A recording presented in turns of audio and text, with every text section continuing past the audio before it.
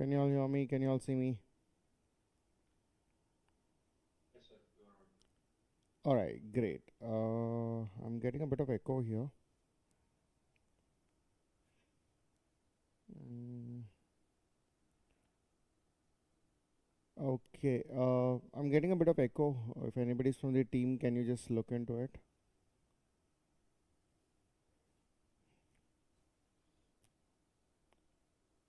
कोई है थोड़ा echo आ रहा है. I mean, I can hear my own voice. All right, all the guys who have joined from YouTube. Hi, good evening, good evening.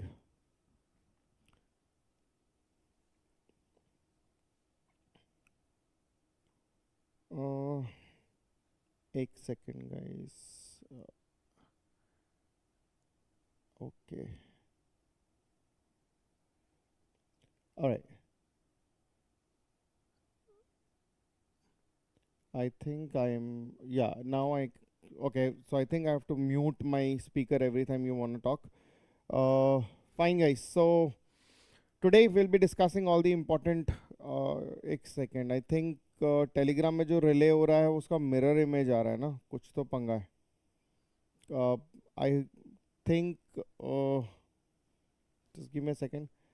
Guys who are at the Telegram, do you see my screen flipped?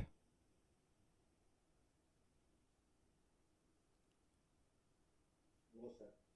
The screen is fine? Yes. Okay. It's fine. Okay, great. Okay, chalo. So I'll be taking a little bit of just a revision kind of a session. So today we'll be talking about a couple of important topics. One is trauma, obviously, and then we'll build from there. So when you start reading for trauma, there are few things that you have to adhere to. Trauma may all the protocols that we are going to take across is going to be from ATLS. There is no if and but. Whatever is written in ATLS will become a patthar ki lakir. That means that is what we are going to stick on to. There is no if and but. Now, few things that you need to understand in trauma is about the pre-hospital care.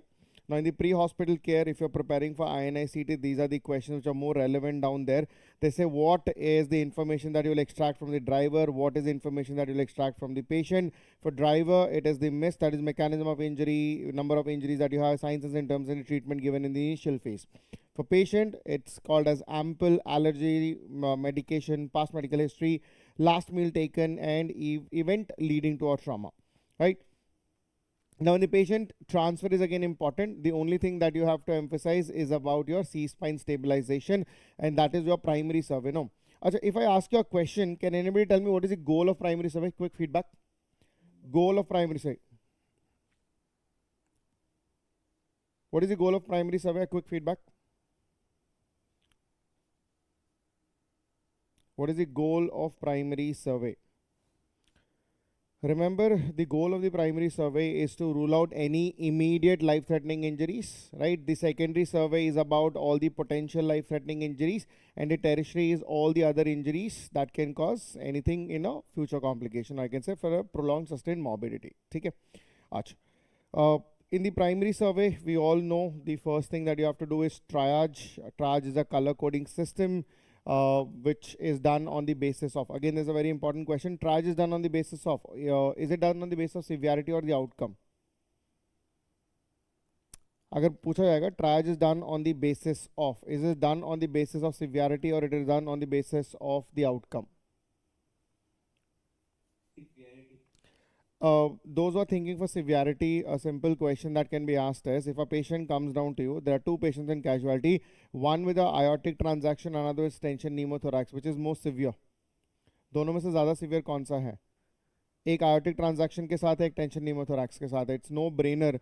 Obviously, the most severe or the more severe among these two is aortic transaction. लेकिन the probability of survival in aortic transaction is very less. मतलब अगर आप बोलोगे aortic transaction की mortality क्या है, at the time of injury it is 50%. And those who make to the hospital, out of them the 50% die within the first 1 hour. So overall mortality of the aortic transaction is very high. Tension pneumothorax का क्या है? एक needle डाला, air decompress किया, the patient is stabilized.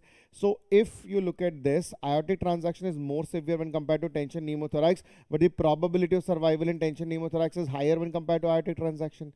तो common sense यही बताता है ना कि अगर आप आयोटिक ट्रांजैक्शन के पीछे भागोगे, you will lose the patient of aortic transection, at the same time will also lose the patient of tension pneumothorax. तो आपने कितने लोग को बचा? Zero.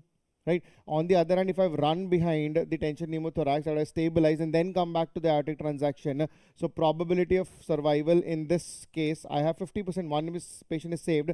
The other, if it saves, it's a bonus. Otherwise, it's okay. Right. So when you look at these contexts, with these two examples, I can simply tell you that the triage is simply done on the basis of outcome. Yes, severity also matters. अब आप ये नहीं बोलोगे ना कि patient has come with a laceration, another patient with tension pneumothorax, laceration is less severe, I'll go attend it. That is stupidity. So when you have two severe life-threatening conditions, that immediate life-threatening conditions, out of those two, whoever has a higher probability of survival, you will go and attend that patient first and the next one later. ठीक है? I hope that concept is clear. Color codes we all, sorry? Sir, but then in reverse triage outcome के basis पे करेंगे या severity के basis पे करेंगे? Reverse triage में. बेटा reversed, अच्छा reverse triage, okay. Now that is done for the contextual management program. उसके लिए you will look at the severity. ठीक है? Triage per se is done on the basis of severity, लेकिन reverse triage is done on the basis of simple severity. Triage outcome पे है, reverse triage severity पे है. ठीक है? क्योंकि वहाँ पे contextual outcome देख रहे हैं total. Got it? Reverse triage generally war and उसके context में use होता है, right?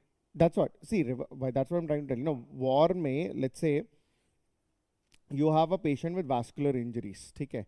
Now, in the vascular injury, obviously the more severe injury has to be addressed first. See, again, I don't want to sway away from the topic, but एक simple सा concept है, especially for wars, this is called as damage control surgery. ठीक है? Damage control surgery में क्या concept है? What do we do in damage control surgery?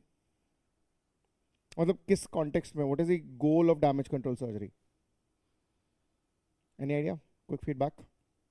ठीक है.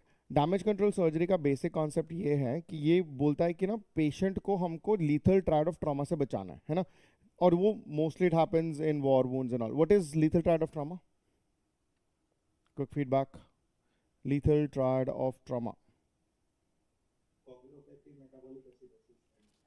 Okay, the first one is metabolic acidosis, then it is hypothermia and coagulopathy. है ना? Now, in those contexts, why will you have a metabolic acidosis? Any idea? The metabolic acidosis occurs when there is excessive amount of volume loss. जब volume loss होने लगता है, what will happen? The tissue perfusion drops. So the aerobic respiration shifts to anaerobic respiration, which causes increase in the concentration of lactic acid. And as the concentration of lactic acid increases, it will result in metabolic acidosis. ठीक है?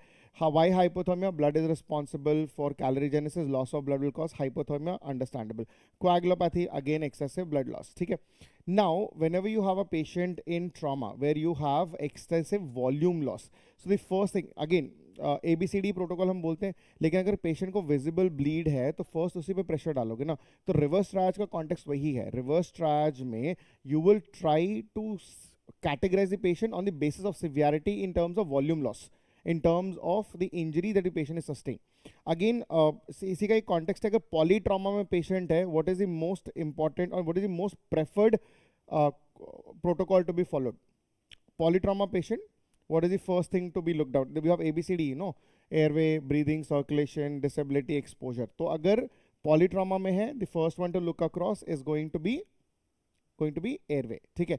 On the other hand, if the patient is with cardiac trauma, okay, the first one is going to be the circulatory status. If patient is having a vascular injury where there is excessive volume loss, there also first one will be circulatory status. Acha. Just to build a little bit on this triad system only, what is the blue color code? Blue color code किसमें डालते हैं? See, I know rest of it is known. Black पता है dead है, red is emergency, yellow is urgent, green is delayed or orphan child of casualty. Blue किसके लिए? Why do you put blue? Quick feedback. मैंने लिखा भी हुआ है. सॉरी, ब्लू किसके लिए? not for kids. Blue, anybody? Okay. Now, blue is something we call it as a moribund patient. That means he's not dead yet, but the probability of death is very severe. So hence the priority में वो और नीचे आता है. Another thing is, another way you can do a blue coding is, let's say a patient comes with a head injury and your hospital does not have a neurosurgeon or a CT scan. Such patient should not be kept at hospital because you don't have the services to provide for that patient. In those contexts, put a blue tag, write the diagnosis and refer the patient. Trimodal distribution, it's been a repeat exam question. आपसे पूछा maximum mortality is seen at the time of trauma. What is the golden hour of trauma? That is the first hour of trauma. ठीक है. Now, within 1 hour of trauma, what is the reason for death? It is airway injury, breathing or circulatory one, that we have already discussed it.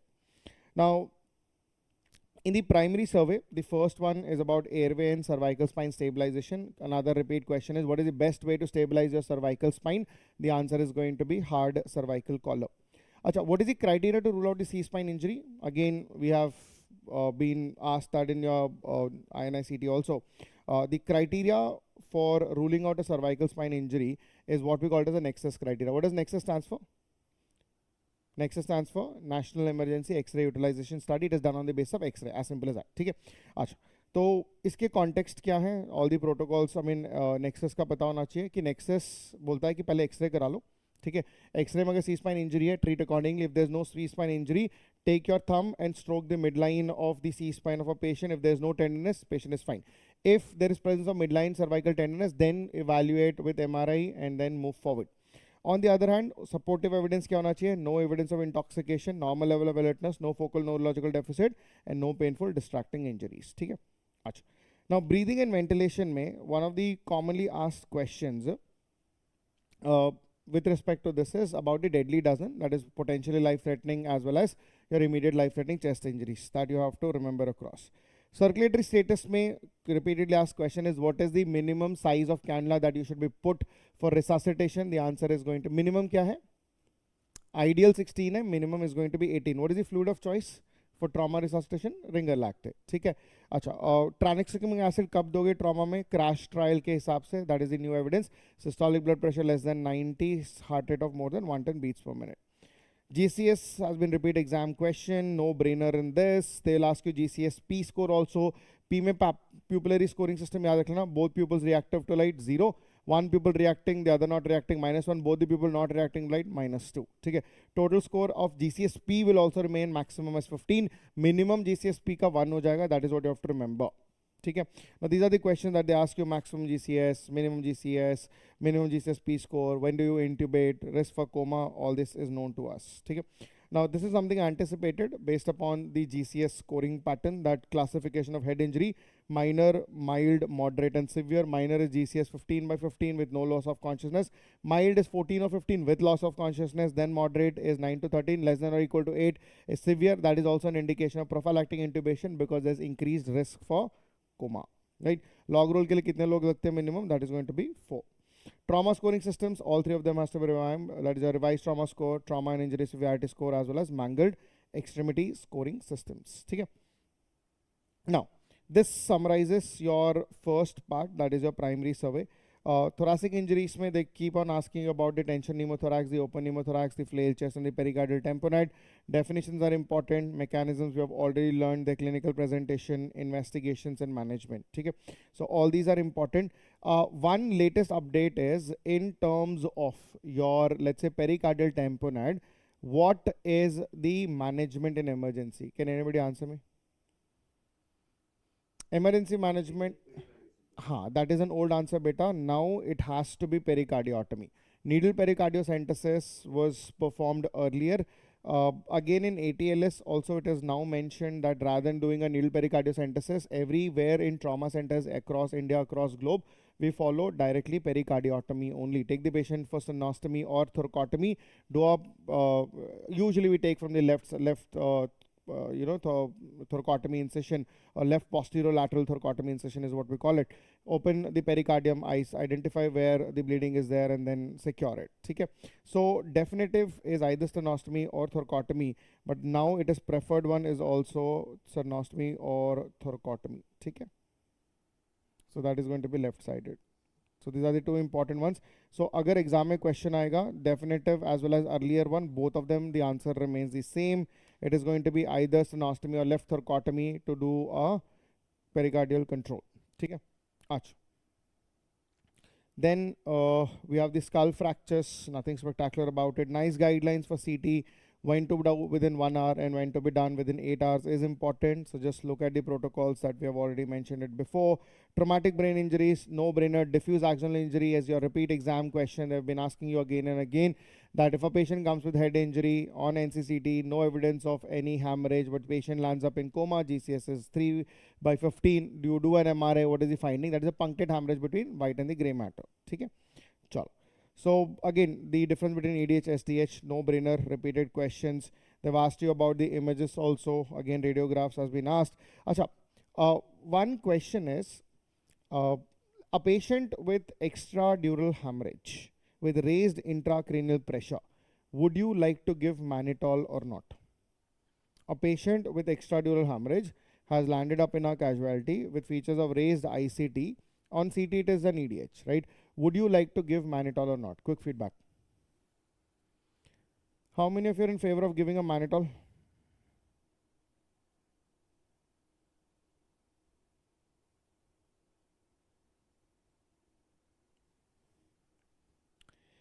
Okay, Sitali says, I have a comment on YouTube. She says, so you're a good teacher. You are very biased towards trauma, thyroid, breast, and hernia. Kindly doing vascular, GIT, urology, and nervous system. Okay, madam. We will do GIT for sure. We'll do vascular for sure, urology for sure. And I'll make sure that you appreciate those videos equally as well. Okay, let's get back here. Batao yaar. Patient with EDH, would you like to give mannitol or not? दोगे कि नहीं दोगे? अच्छा, अगर दोगे तो फिर patient जिएगा कि मरेगा? आप बोल रहे हो सर क्या सवाल है सर, बचाने की कोशिश कर रहे हो, बोल रहे हो मरेगा. देखो, in an EDH, no, you should never give mannitol. The basic concept is mannitol basically it sucks out the water from the brain and the brain shrinks in size. ठीक है, तो हम उसको क्यों कर रहे हैं? ब्रेन को श्रिंक करने की कोशिश कर रहे हैं ताकि इंट्राक्रैनियल प्रेशर कम हो. लेकिन ईडीएच में प्रॉब्लम क्या है? Extradural haemorrhage is because of bleeding from the middle meningeal artery. ठीक है, अब वो जो हेमाटोमा बना हुआ है ईडीएच में, that haematoma is compressing the vessel from where the bleeding is occurring, इसलिए ब्लीडिंग स्टेबलाइज हो गया. अब आपने मैनिटॉल दिया तो ब्रेन सडनली श्रिंक कर गया साइज में, तो क्या होगा? There is more space for this haematoma to expand, and as the haematoma expands more, obviously it will exert more pressure. So जब आप ईडीएच वाले पेशेंट में मैनिटॉल दोगे ना, you will create more space for the haematoma to expand, worsening the intracranial pressure, not improving it. So EDH में mannitol नहीं देते हैं. SDH में you can give it, especially in the chronic status. Secondary brain injuries where there is raised ICT, there you will give IV mannitol. ठीक है, clear है? हाँ, अच्छा फिर से बता दो. एक्स्ट्राड्यूरल हैमरेज में, if you can see here, extradural haemorrhage में there is a bleed here. ठीक है, आपने मैनिटॉल दिया. Mannitol is a hygroscopic nature ना, तो क्या करेगा? It sucks the water out. तो वाटर अगर if the water is being drawn out of the brain will shrink in size. तो brain अभी थोड़ा छोटा हो जाएगा, और जैसे ही brain shrink होगा, ये जो हेमाटोमा है, it is because of middle meningeal artery से ब्लीड हो रहा है ना, आर्टीरियल ब्लीड है, it's a massive high pressure bleed. तो सडनली जब ब्रेन श्रिंक करेगा साइज में, हेमाटोमा एक्सपैंड करेगा, और जब हेमाटोमा एक्सपैंड करेगा, it is going to exert more pressure on to the brain parenchyma, और रेज्ड आईसीटी होगा, पेशेंट विल डिटेरिएट फर्दर. तो ईडीएच वाले पेशेंट में मैनिटॉल नहीं देना है, because mannitol reduces the water volume content of the brain, shrinking the brain in size, allowing the hematoma to expand. हम नहीं चाहते कि हेमाटोमा एक्सपैंड करना, हम चाहते कि हेमाटोमा स्टेबलाइज रहे. इनफैक्ट मैं तो चाहता हूँ कि ब्रेन पैरेन्किमा और एक्सपैंड और हेमाटोमा खत्म हो जाए, लेकिन ये जो हेमाटोमा प्रेजेंट है इतने पे स्टेबल हो जाए तो भी ठीक है, लेकिन और बढ़ेगा तो और प्रॉब्लम होगा. मैनिटॉल दोगे, ब्रेन श्रिंक करेगा, हेमाटोमा एक्सपैंड करेगा, it is only going to worsen. ठीक है, ओके. अच्छा, एक और सवाल पूछ रहा था. हाँ, बरहोल सर्जरी का इंडिकेशन क्या है भैया? Can you tell me what is the indication of burr hole surgery in trauma? Indication of burr hole surgery in trauma.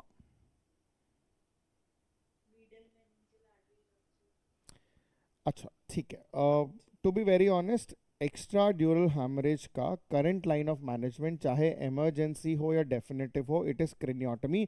बरहोल का कोई रोल नहीं है. The only time you will answer burhole is where you do not have the availability of CT or a neurosurgeon. जब CT या neurosurgeon available नहीं है and a patient is suspected to have an extradural haemorrhage based upon the focal neurological deficit and the presenting symptoms of raised ICT। एक बहुत important point याद रख लेना, किस साइड पे बरहोल करोगे when you don't have a CT. Remember, जिस side पे आपका प्यूपिलरी डायलेशन होगा, ipsilateral pupillary dilation with contralateral hemiparesis, जिस साइड का प्यूपिल डायलेटेड है उसका ऑपोजिट साइड में हेमीपैरेसिस प्रेजेंट है, तो प्यूपिल जिस साइड पे डायलेटेड है उसी साइड पे बरहोल करोगे, ठीक है। तो currently talking there is no indication for burr hole per se. Burr hole is becoming an obsolete technique. आज के डेट में हर हॉस्पिटल में सीटी अवेलेबल, तो ATLS क्लियरली बताता है कि एक्स्ट्रा ड्यूरल हैमरेज में इमरजेंसी और definitive both the answer has to be craniotomy. लेकिन एग्जाम में अगर क्वेश्चन पूछा था कि अनअवेलेबिलिटी ऑफ सीटी और a neurosurgeon is unavailable to evacuate the haematoma, what procedure would you do? You do burr hole. Burr hole कहां पे करोगे? Ipsilateral pupillary dilation with contralateral hemiparesis, that is a context. इसी के context में एक और indication बताता हूं बरहोल का, that is very important. In a chronic subdural hemorrhage, any subdural hemorrhage which lasts for more than 21 days and still causes symptoms, in those patients you can do a butthole surgery because SDH जो है वो liquefy हो जाता है। Chronic SDH is going to liquefy in 21 days, so it can easily pour out through that. Another thing, no, in an extradural hemorrhage, the dura is plicated to the skull bone at different sites, so it is not one uniform cavity. लेकिन subdural space जो है, it is one uniform cavity. इसका मतलब क्या? अगर subdural haemorrhage यहाँ पे है और मैंने बरहोल यहाँ पे किया ना, if I turn the patient down, this fluid will drain from here. It is a communicating cavity, whereas EDH और extradural is not a communicating cavity. Again a very very important concept, ठीक है। ये क्या हो गया?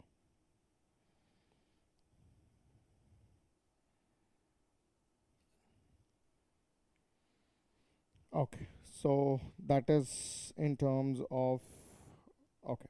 Then you have abdominal trauma. Needless to tell you, fast के बारे में बहुत बार पूछा हुआ है। DPL is important, diagnostic peritoneal lavage. E-fast is important. You should know how does a normal lung looks. Yeah, please. With respect to steroids, in which case will we give, my question is, will we give steroids in case of traumatic brain injury versus any tumor in case? See, again, you need to understand why do we give steroids. It is to suppress the inflammatory response. Why inflammation is more important for us? Because inflammation causes edema. Edema will cause increase in intracranial pressure. Agreed. So brain में I don't want the intracranial pressure to increase. To subside that intracranial pressure, I can take help of steroids. But what are the inflammations which can build up to that point? Now, if you look at tumor-induced inflammatory responses, that is where the intracranial pressure will increase because of inflammatory response. There steroids are justified. In acute trauma, steroids are not justified because there it's an injured and there's an acute phase, and steroids won't work for that. So in a chronic phase of inflammation or a repeated inflammation, steroids are a good line of defense. But for an acute trauma, steroids are not. So if you ask me what is the best one, either it's a chronic condition where you have increase in intracranial pressure, something which is can be seen in a chronic subdural hemorrhage also, not in acute, and tumor related. That's a very very common component where you give steroids as a presenting component. Okay, so steroids are indicated in tumor induced edema causing increased ICT, not trauma. Okay. All right. Any other doubts, guys? Anything else? Right. So emergency thoracotomy indications are important. You should know what are the current guidelines that you have. We have something called as massive hemothorax. We call it as massive. More than 1000 ml of blood is lost in a penetrating injury as soon as you put the ICT, or more than 1500 ml in the blunt trauma, or more than 200 ml per hour for next 3 consecutive hours. If there is a tracheobronchial injury, injury to descending thoracic aorta, esophageal perforation, and cardiac herniation. These are the indications for your thoracotomy. So blunt trauma abdomen, obviously the protocols, hemodynamic stable, unstable. Then you have penetrating abdominal injury, same component to be approached. Again, solid organ injuries, liver, spleen, absolutely important. Post-splenectomy vaccination is important. Usually the question in the splenic injuries will revolve around grade 3. तो grade 3 में क्या करोगे? grade 3 में बड़ा simple सा है. grade 3 में अगर patient stable है, conservative है, if the patient is hemodynamically unstable, we'll do splenography, that is spleen preserving surgery. End of discussion. Now grade 1, grade 2, grade 3, when they're put on a conservative management, you have to do a sequential evaluation, that is repeat CT after 24 hours. पहले सीटी करा, admission पे 24 hours के बाद वापस करा, you will see is there any increase in grade or not. अगर you find there is increase in grade, get a CT angio done, look for contrast blush. That means is there any contrast leaking from the blood vessel. If the contrast blush is positive, there is a vascular injury, try to block it by angioembolization. अगर वो vessel block नहीं हो रही है, you're not able to control it, then take the patient for surgery, same spleen preserving, that is splenography, and this is the only question that they will ask you in the exam. Post-splenectomy vaccination, they can ask you, if it is elective, 2 weeks prior, emergency में immediate post-op is pneumococcal, within 2 weeks is going to be meningococcal H influenza B. To make your life difficult, they can ask you pneumococcal vaccine for age less than 2 years, we give P7 valent, and age about 2 years, we give 23 valent, that is PPV 23. That's the only thing they'll ask you.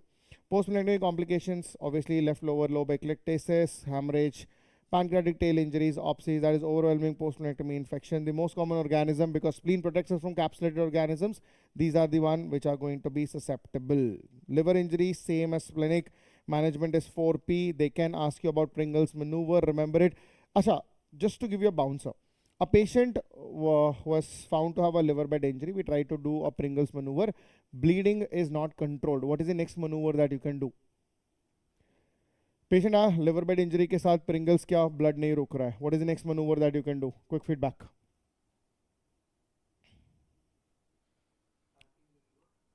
No, that is the next step, next manoeuvre I am asking. Pringle's क्या नहीं हुआ तब क्या करो? The next manoeuvre is called as Henley's manoeuvre.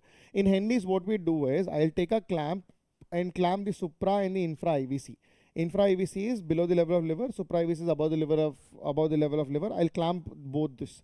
Clamping both supra and infra IVC is what we call it as Henley's maneuver, to see whether the bleed is from the IVC or not. ठीक है, उसके बाद भी नहीं होता, then you will always go for plug and pack. ठीक है, चलो.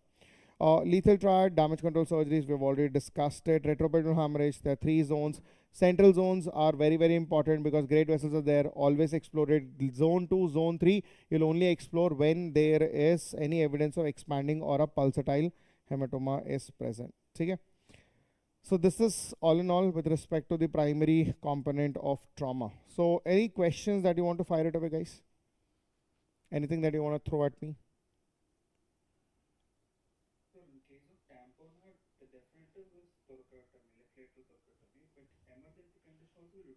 Yes. No, there's no role of needle pericardiocentesis, because number one, the needle pericardiocentesis will not be able to decompress the entire component, that whatever the collection is. Second problem is, the minute you decompress it, because usually the vessels are the pericardial vessels which are bleeding, and if there is a great vessel injury or a pericardial injury, it will only expand in a very rapid phase. So there is no point, it's not buying you time. Like in tension pneumothorax, I put a needle, the lung expands, it gives me time. In pericardial tamponade, it won't. Even if you aspirate it, it will fill up in next couple of minutes. Again, the patient will go into the same context. So rather than trying to disturb it that way, take the patient to the surgery, do an thoracotomy, usually from the left side, evacuate it off. So that's the current guidelines. Right? So, any other trauma? You should have a lot of doubts, no? बहुत overlapping, controversial questions are there. I'm trying to keep it very simple. I'll give you a pinpoint answer. Whatever I give you an answer in trauma now is the answer that will be validated for the exam. So that's like no gray zone. Yes or no mein baat karenge, so that your concepts and your answering ability is spot on.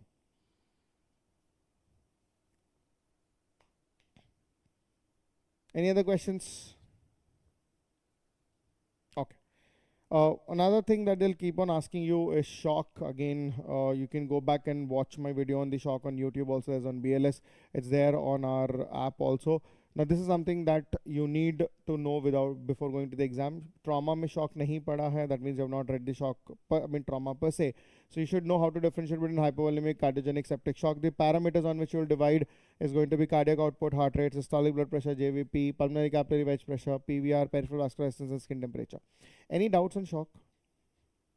Any question that you think that you did not understand in shock previously? So with respect to like venous pressure being high in cardiogenic and obstructive and being low in hypovolemic, may I know the reason? Which one, beta? Which one? Venous pressure is actually high in case of obstructive and cardiogenic shock,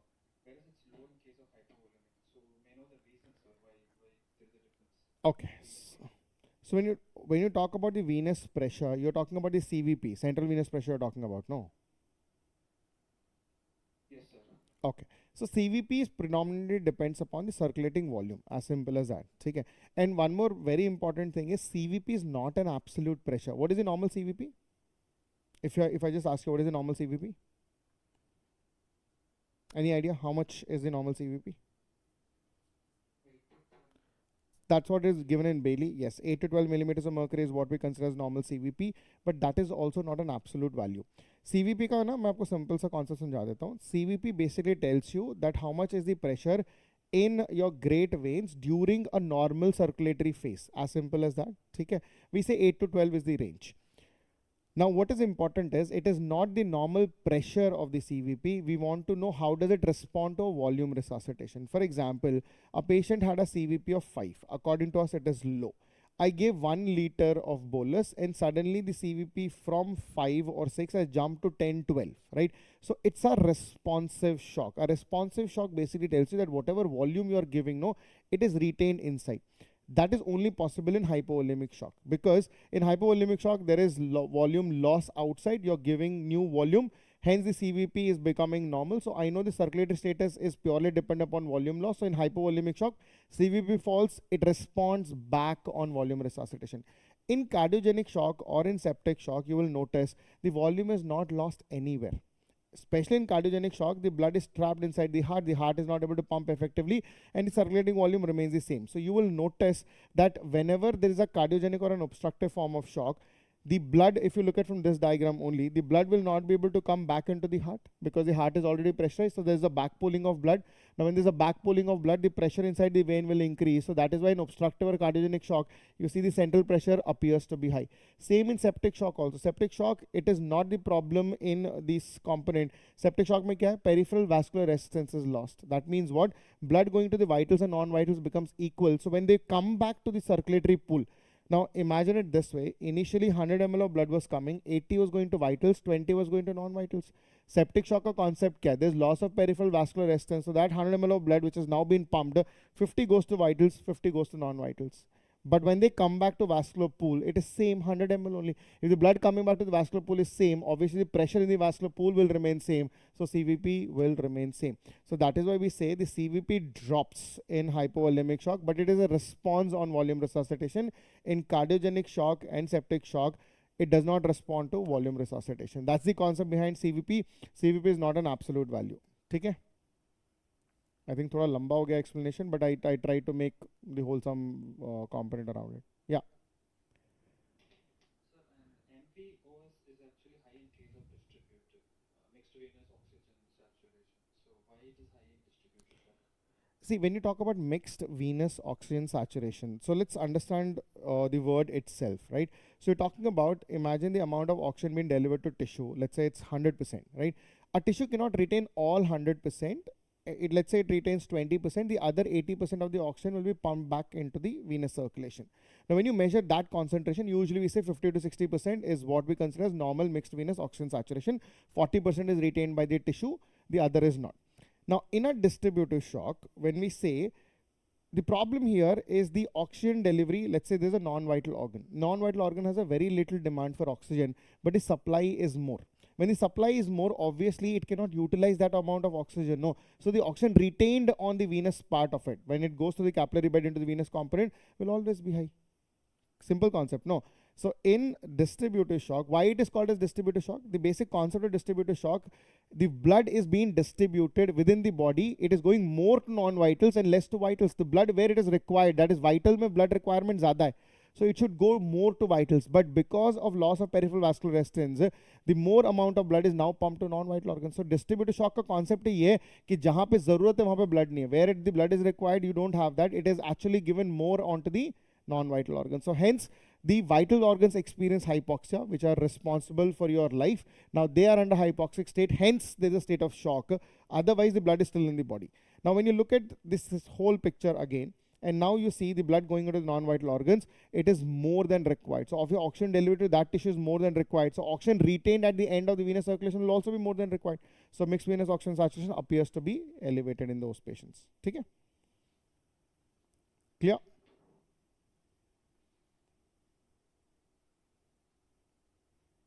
I hope it is clear.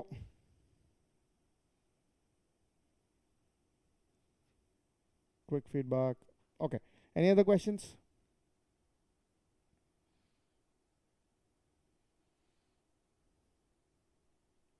All right. So no questions. I'm thinking in shock. Okay. Again, classes of hemorrhagic shock is also important. So class 1, class 2, class 3, class 4. Massive blood transfusion is important. Preferred blood groups. How do you manage it? Again, damage control resuscitation is important. This ratio in which you will give to prevent coagulopathy, that is PRBCs with FFP and platelet, is 1:1:1. How many how many multi-donor platelets equal to 1 SDP? That is, how many MDP is equal to 1 SDP? Any idea? How many multi-donor platelets is equal to 1 bag of single donor platelet? Any idea? The answer is 6, right? So 6 multi-donor platelets is equal to 1 single donor platelets. Okay?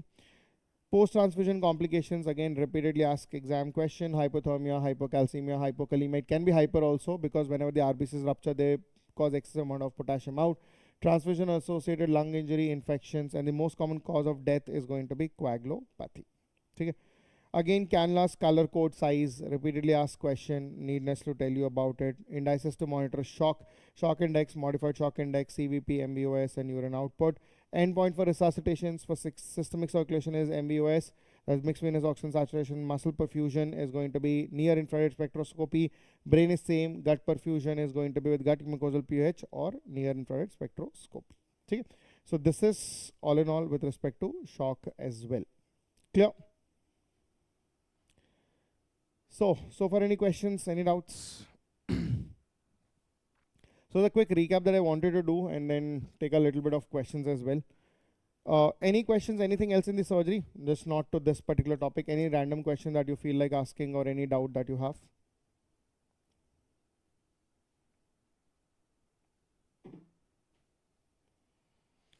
Anyone, any questions? Quick feedback? कोई सवाल, कोई शक?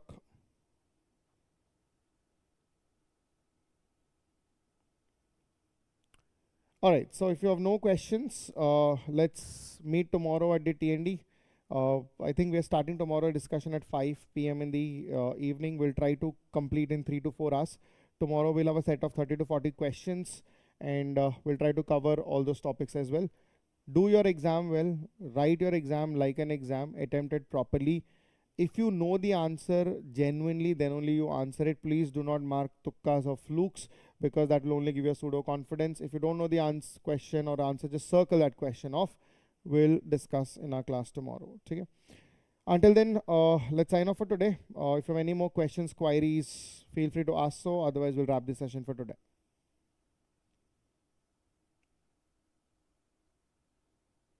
All right, so I'm hoping no questions. Okay, so I'll take a leave here today. Thank you so much for joining. We'll resume tomorrow for TND. Bye guys. Thank you guys. Thank you. Bye.